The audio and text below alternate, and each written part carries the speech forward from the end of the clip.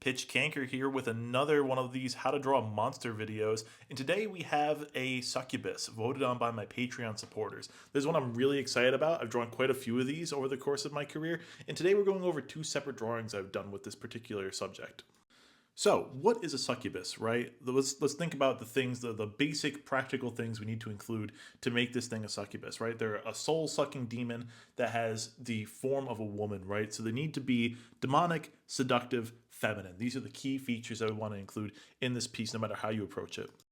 First off, I want to discuss color palette. I'm using 3 colors. Personally, this works for me.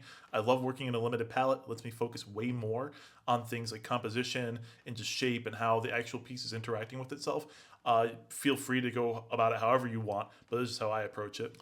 And for choosing the colors, I chose black as the background to really pop this white body forward, right? And I chose white because I wanted this thing to be, it's a soul-sucking demon, right? It is like a life force draining demon, so it doesn't have life of its own. It needs to pull from someone else. So the base of the figure is white, and then I add red as kind of highlight tone, as the thing that's like covering its body, right? And that's because it's feasting, it's eating somebody, it's pulling their life force from them, but it's very surface level. It's an interesting dichotomy where it's covered in the blood, but none of it actually penetrates the surface. It is drenched in the life force of something else, but it itself has no life force, no matter how much it eats or consumes. And this kind of creative thinking, I think, really helps with the piece because, you can say, oh, draw this horn exactly this way, or draw its body exactly this way.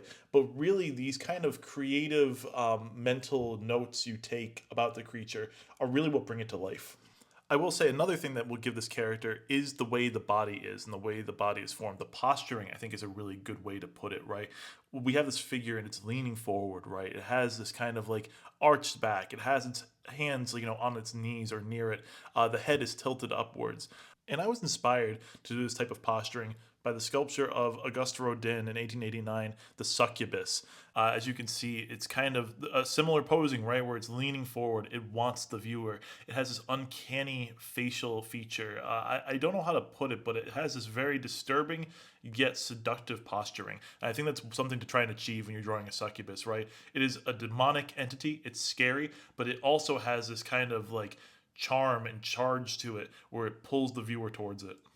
Now, as I'm finishing up this first succubus, I want to go over that when I'm drawing a succubus, I want people to know what my piece is. There needs to be certain visual clues and cues that let people know what I'm trying to convey. A lot of my work is abstract, but a lot of horror is tropes. And in order for people to understand what I'm doing, I needed to fit these archetypes. And what sets a succubus apart from other figures with seductive features is its demonic nature. And so I like to add these horns. I like to add the blood. I like to add these kind of demonic, frightening eyes.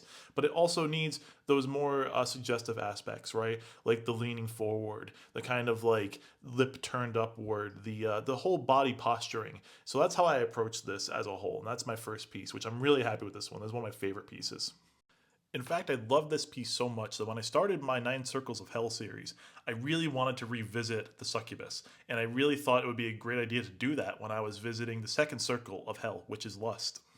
Now, when I first started doing this series, I thought, how could I deepen this lore? How could I change it? How could I not just copy the Inferno or whatnot? And I thought, well, what if I had this succubus, because it would be the perfect subject for this particular circle, and what if I decided this would be a good change of composition, where I could show this creature in a scene interacting with its environment to kind of showcase the lustful nature of the succubus, instead of having it just staring at the viewer, right? I like creating subjects and putting them in different compositions and environments. And the way that kind of manifested here was I took my original concept, very similar to the posing of my first succubus, and I kind of actually expanded the scene so you can see the full body shot. And from there, I added these arms and these hands, which aren't even demonic. They're just kind of like an environmental piece, right? They are part of the environment. They're grabbing. They kind of have this like terrifying aspect of like clawing and grasping onto the subject, right? And it's almost as if the succubus becomes a victim in this circumstance, right? But the posturing and the way that they are kind of interacting makes you feel and think otherwise, right? And this is scary because it's kind of subversive, right? Like, I would not like to be grabbed like this. I don't think anybody would for the most part. But this creature is almost leaning into it, is not trying to resist. They are kind of kind of subjecting themselves to this, right? And so that's what's interesting about it, right? And that's what makes it kind of scary and spooky. That is the fact that it is It is something that doesn't make a lot of sense, right? But within the context of the scene and the environment and the way it's being drawn and the visual cues, it does strangely make sense, which does kind of lead into that uncanny area of thinking. It also plays into the idea of hell, right, being locked from the inside. Is that the denizens of hell could leave at any time if they wanted to, but they can't. You know, they've chosen not to. They've been kind of in their vices for so long, and that they are so at the whim of their addictions and whatnot that they can never escape. And that kind of attitude, I think, really shows itself in this piece, which I really love. And I love it because I think that sometimes it's about the subject matter and sometimes it's about what you create using an entire scene, right? And I feel like between the first and the second piece, there was a huge evolution. The style alone is a little bit different, but I think that it went from being a piece just about the subject of the succubus to being the succubus in this whole scene and how it interacts with an environment. And I think that was great. So, closing thoughts here. I think that the main thing with drawing a creature like this is creating a scene, is creating the posturing, is creating a sense of the environment that surrounds the succubus as well as the succubus itself. I obviously have my own style with how I created these figures. They're both these kind of like white figures with these big horns, red eyes, kind of drenched in this like red blood liquid. But I think you could approach it a million different ways, and I'd love to hear in the comments how you would approach this. Also, if anyone has any suggestions for my next How to Draw a Monster video, please let me know. I've been looking at the comments for all the different creatures I could make, and they've been really inspiring.